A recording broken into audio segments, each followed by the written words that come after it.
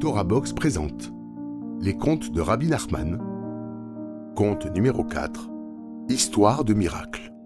Il y avait une fois un roi qui avait décrété, sur les Juifs de son pays, l'expulsion ou la conversion. Qui préfère rester dans ce pays devra se convertir, et sinon, qu'on l'expulse du territoire. Une partie des Israélites abandonnèrent leurs biens, leurs fortunes, et sortirent de là-bas dans le dénuement, afin de rester fidèles à leur foi, afin de demeurer juifs. Une autre partie s'attendrit sur ses possessions, demeura là-bas et se firent maranes. En grand secret, ils continuaient de pratiquer la religion juive, mais publiquement, il ne leur était pas permis de se comporter comme tels. Puis ce roi mourut, et son fils lui succéda. Il se mit à régner vigoureusement. Il conquit de nombreux pays. Il était de plus un érudit remarquable. Mais puisqu'il pressurait trop fort ses ministres, ils complotèrent contre lui et se liguèrent pour tomber sur lui et le retrancher, ainsi que sa descendance. Or, il y avait parmi les ministres l'un des maranes. Ce dernier réfléchit. « Pourquoi donc me suis-je converti? Par seul égard pour mon avoir et mes richesses? Et maintenant, si l'on assassine le roi, le pays se trouvera sans gouvernement et chacun dévorera son prochain vivant. Un pays ne saurait se maintenir sans son roi. » Il décida donc d'aller rapporter le complot au roi sans que nul ne le sache. Le roi enquêta sur la véracité des faits et vit qu'il en était ainsi.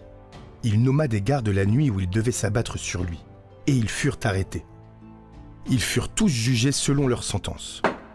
Puis le roi s'adressa au ministre marane. « Quel honneur pourrais-je donc t'accorder pour m'avoir sauvé, moi et mes enfants? T'anoblir? Mais tu l'es déjà sans cela. T'enrichir? Tu es déjà fortuné. Dis-moi donc quelle distinction tu souhaiterais et je te l'accorderai pour sûr. » Le marane lui répondit. « Feras-tu vraiment ce que je demanderai? »« Certes, répondit le roi, je ferai ce que tu demanderas. »« Jure-le donc sur ta couronne et sur ta royauté. » Le roi prêta serment. Le marane lui dit alors. « Tout mon honneur serait de pouvoir être un juif, que je puisse porter talit et téphiline publiquement. » Ceci déplut très fort au roi, car dans tout son royaume ne pouvait se trouver de juifs. Mais à cause de son serment, il y était bien contraint. Le lendemain matin, le marane s'empressa de mettre publiquement talit et téphiline. Puis après cela, le roi mourut, et son fils lui succéda. Ce dernier prit le pouvoir en douceur, parce qu'il avait vu qu'on avait cherché à tuer son père. Il conquit de nombreux pays. Étant de plus un très grand sage, il assembla et convoqua tous les astrologues pour qu'ils lui prédisent par quoi sa descendance pourrait être détruite afin qu'il puisse s'en préserver.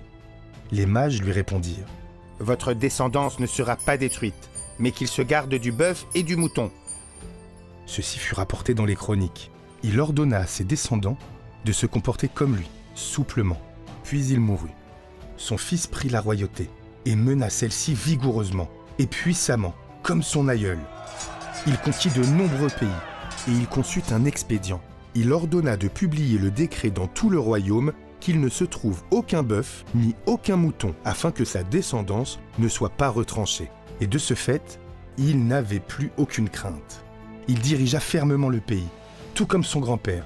Il devint fort avisé et élabora un concept grâce auquel il pourrait conquérir le monde entier sans faire la guerre. Car il existe 7 continents sur cette terre. Le monde se divise en 7 parties.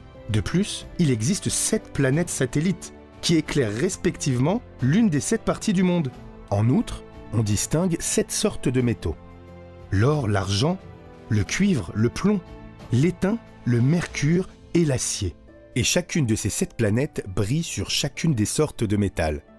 Le roi s'en alla recueillir les 7 sortes de métaux. Puis il ordonna qu'on lui apporte toutes les effigies en or qui représentaient les rois et qui étaient exposées dans leur palais.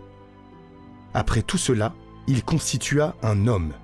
La tête était d'or, le corps d'argent, et ainsi les autres membres du corps étaient faits d'autres métaux.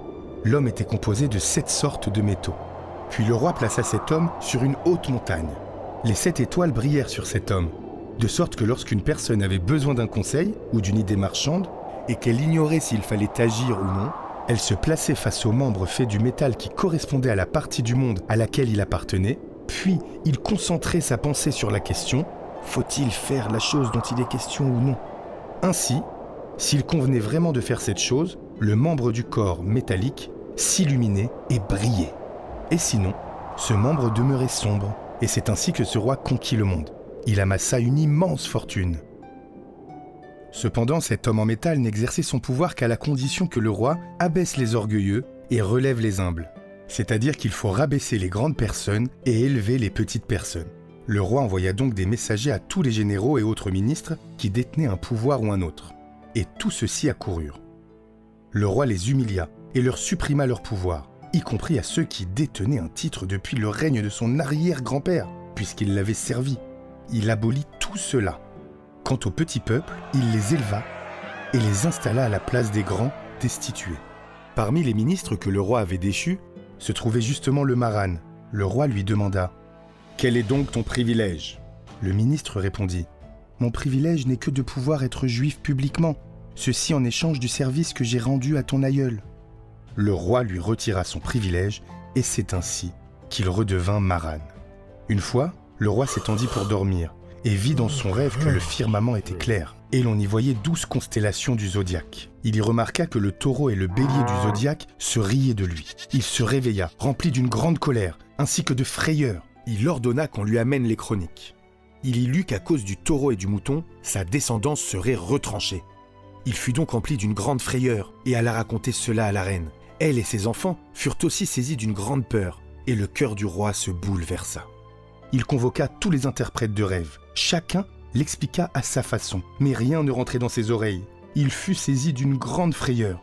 Un sage se présenta à lui et lui dit qu'il possédait une tradition de son père selon laquelle les 365 chemins du soleil brillent à un certain endroit où pousse un bâton de fer.